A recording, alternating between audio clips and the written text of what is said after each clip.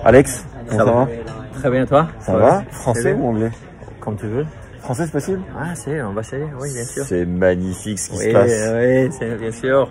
Bon, on est à Wimbledon, dans la maison Asics, qui est collée à Wimbledon, juste derrière. Juste derrière. On a fait un peu de volley-volley ensemble, mais tu m'as dit qu'à Wimbledon, pour toi, c'était un peu compliqué. Oui, à gazon, c'était jamais facile. Parce que depuis la saison de tard, tu sais, normalement, tu as besoin un petit peu, moi, j'ai besoin un petit peu de repos. J'étais tellement fatigué tout le temps et mon jeu, tu sais, c'était pas très plein. Il y avait beaucoup de lift et j'ai pas beaucoup de puissance. Alors pour moi, c'était jamais facile de jouer après sur le gazon. Et les joueurs avant, les surfaces, ils étaient un peu plus vite. Et même, tu sais quoi? Je vais tout en rire les comptes. Henri les comptes, je les voitures, Henri quitte le compte. Ah, quand même? Ah, Wimbledon, oui. Énorme. Oui, il m'a mené 2-7-0. Ouais. Et après, j'ai fait 2-7-1, 2-7 partout, 3-2 dans le 5e. Et lui a arrêté. Il a abandonné? Il a abandonné. C'est magnifique. J'ai dit, Henri, qu'est-ce que tu fais? Je suis blessé. Je suis embêté, je crois. Pas blessé. Non, mais Henri Quito, c'est mon copain. Bisous, Henri. Mais tu t'es arrivé ici éclaté parce que tu avais très bien joué à Roland-Garros. Tu as fait quoi? 2 finales? 2 finales, oui, en demi-finale. Mais pour 5 ans consécutifs, de suite, j'avais joué un minimum quart de finale à Roland. Et depuis, j'avais joué toute la saison de terre à Rome, Barcelone, Monte-Carlo, même Hambourg avant. Mais ça, regarde, Rafa. Il arrive à enchaîner. Mais Rafa, je suis pas Rafa. Et ça veut dire que quoi? Ça veut dire que Rafa, c'est un monstre. Ouais, c'est différent. Oui. C'est comme Alcaraz maintenant, il peut jouer sur le terre, il peut très bien jouer sur le terre et après il arrive sur le gazon, il peut faire l'habitude. Ça dépend aussi de ton puissance, aussi de la mobilité, de ton jeu de jambes, tu sais, si tu es très explosif, tu sais. Et je crois qu'il y a des joueurs qui peuvent faire, mais c'est pas facile. Est-ce que tu penses que Alcaraz peut rivaliser avec Rafa dans les années qui viennent? Tu vas me dire oui, évidemment. Mais du coup, c'est quoi la vraie question?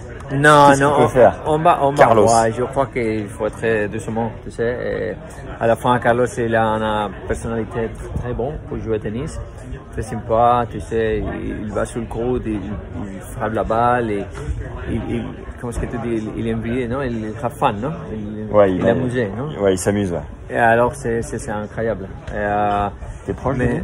Oui, très proche, spécialement avec Ferrero, tu sais, avec Juan Carlos, son entraîneur. Et Carlitos, c'est un très bon mec.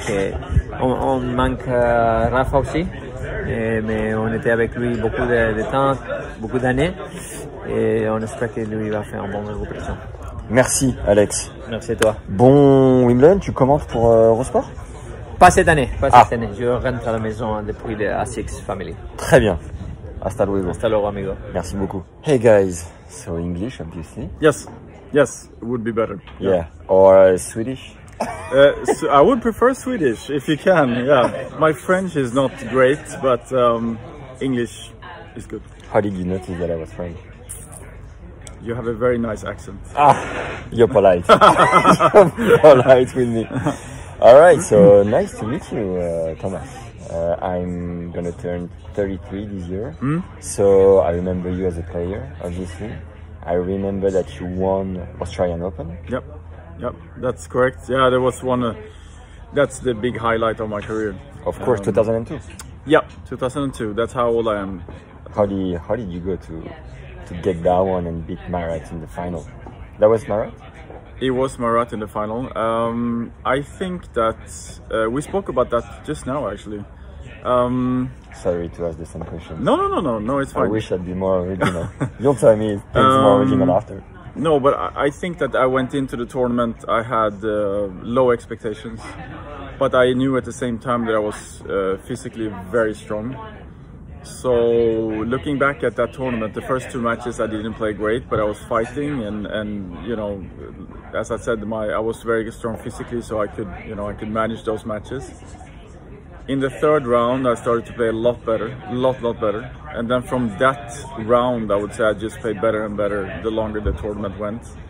So I think that I produced my best tennis ever in the tiebreak in the 4th, which was crucial because Marat was on his way back. I had a break up in the 4th. I had chances to grab double break, and he came back. because he's such a good player. So if I would have lost the fourth, nobody would know how it could have gone, you know, because Marat is such a tough opponent. So, do you tell yourself sometimes, thank God I got that one because it changed your life? And some dudes like me talk about it today, or yeah, how do you deal with that? No, you're right. I mean, but it's also a lot of, you know, it's a lot of thoughts, emotions going into the match like that.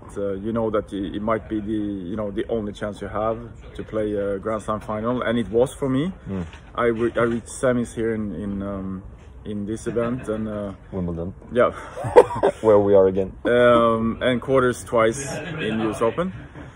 So it was my only time when I was in the final, but. And you also know that you have to produce your best tennis, and it's a little bit of pressure, emotions, a lot of things that goes through your body. But I'm very happy that I managed to play that well. Did you become a legend in your country after that? You know, Sweden is quite spoiled with good tennis players. So of course it was a lot of attention when I won. If I would have won today, it would have been different because, of course, of all the social medias and things. But also, you know, we have such a strong tennis history in tennis. We had so many players in the top. So I remember when I qualified to Melbourne 1 year, I think it was 98, 99, we were 17 Swedish players in the main draw. So, and now we barely have one. So it has changed a lot. Was it hard to have Björn Borg as a heritage, to go after him? No, not tough. It was more an inspiration. You know, Björn was a little bit before my time. I was, you know, my idols were Stefan Edberg and Mats Wilander. So I followed them a lot. And then Mats became the Davis Cup captain. Oh yeah, I said Borg, but he's not from your country, right? Sorry? Borg is from your country. Yeah, oh. Björn is Swedish. Double stuff. You did well. No worries. Well, I'm old, but not that old. No, it's fine. It's fine. No, Björn was I would say he was the reason why tennis is so big in Sweden. Yeah, and then Mats Wilander followed, Stefan Edberg followed, and then we were a strong group of other guys that followed as well. Earlier, you said that at the end of your career, you promised yourself that you won't continue into the tennis field, and in the end, a week after, or maybe a bit more, you went back to it as a coach. What happened? Are you addicted to something? Well, tennis has been my life, and it's in my DNA. So, and I also believe that you should do what you know best, and this has been my life. I've been very fortunate to play on the highest level and also travel around the world and meet all these amazing people. So tennis is still going to be my life. What is giving you the hardest time with tennis? What is the hardest to deal with? The hardest, I think, is the traveling. Even though the traveling is also very positive, because I love to travel and I like to see new places. But it's tough. You stay away from your friends, your family, relatives. It's not easy, and it's also not easy to keep in contact. Now it's different because now we have all the social media, so they can always follow you where you are, what you do, and in many cases what you eat. It's so the social media has taken over the world completely. But traveling, I think, is the toughest thing. Are you married? Yes, I'm married. Wow, how do you manage? Well, I have a very understanding wife. So we've been together since I was 18 years old. Wow. So we have 2 kids. So yeah, she's not only my wife, she's my best friend as well. Unbelievable. How do your kids play? They both play. They both play at the Piatti Tennis Center in Bordighera, which I think is one of the best places for kids to come and play. They have great coaches and a very nice place. Yeah. So my son, I would say, plays a little bit more than my daughter. He is now in Greece playing some ITF tournaments. So he really wants to give it a try. My daughter plays more just for fun and to get good exercise. So let's see. You never know where they're gonna be in, let's say, 5-10 years. What about you? Do you still exercise yourself? little bit. No, Not enough? I mean, now I'm coaching. I'm playing almost every day, so it's fine. Who are you coaching, by the way? I'm coaching a Romanian girl, Sorana Kirstia. We started in October last year. Great girl, very good player. So we had a tough start of the year. Then she had a great US swing with the quarterfinals in Indian Wells and semis in Miami. Mm-hmm. So she has done really well. She's 33 years old, so she's Mature. yeah, she's mature but also very experienced. So that's why she's still very dangerous. All right. Yeah. What's your dream that you still need to accomplish? You've done a couple things, seen a couple things, met a couple persons, experienced crazy things, I guess, that you won't tell us today. I don't know, what can we wish you? The best, the craziest. Well, it's tough to say. I really hope I can stay healthy and my family can stay healthy. Of course. But of course, I mean, now I'm coaching.